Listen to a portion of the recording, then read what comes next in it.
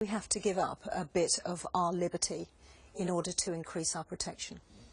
No, I don't think so. And I pretty much agree with everything that's just been said by Peter and a lot of what's just been said by Yasmin. I think that you have to be very careful after these events. You don't leap around, as you say, become hyperactive about it. And I also think that there is a huge problem of rhetoric from politicians about this. We'll see whether President Hollande is indeed merciless towards ISIS. We'll see whether, instead, we don't have a phase like I think we've had in the UK, and I think we've arguably had across Europe, where whenever we talk about this subject, our politicians do an extraordinary mix of grandiosity and tinkering. Well, the word they war say they say we are at war with an existential threat, and it is the threat of our time. And then they say, and in response, we must extend surveillance here, or we must do this, or we must do that. This is not up to the challenge. If you accept that the challenge is there, and I think that it is, if you accept that it is that, then you do not simply tinker. What do you do? All sorts of things. One of the things, by the way, and it has to be said, one of the things, you would make sure you knew who was coming into your country and you knew who was here.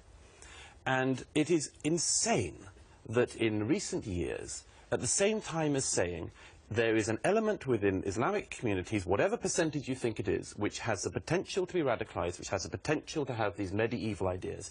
If you believe that is true, and now the mainstream politicians across Europe all say that is true, why on earth would you bring an unprecedented number of people from the Muslim world into Europe? Why would you do it?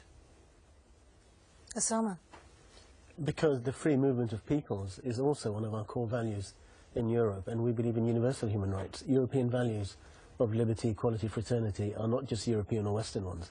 They are Muslim ones as well. The vast majority of the Muslim world, the very young population, they are polled, and they want these kinds of values. They don't want dictators, and many of them are escaping terrorist groups like ISIS by coming in into Europe, and by showing them that generosity, we are actually undermining the terrorist narrative who are trying to pit them against us. So we actually have to stick to our principles and values and welcome strangers and refugees, because the vast majority will contribute to this society. We have to deal with the terrorist military threat of ISIS. Absolutely, we are at war with them.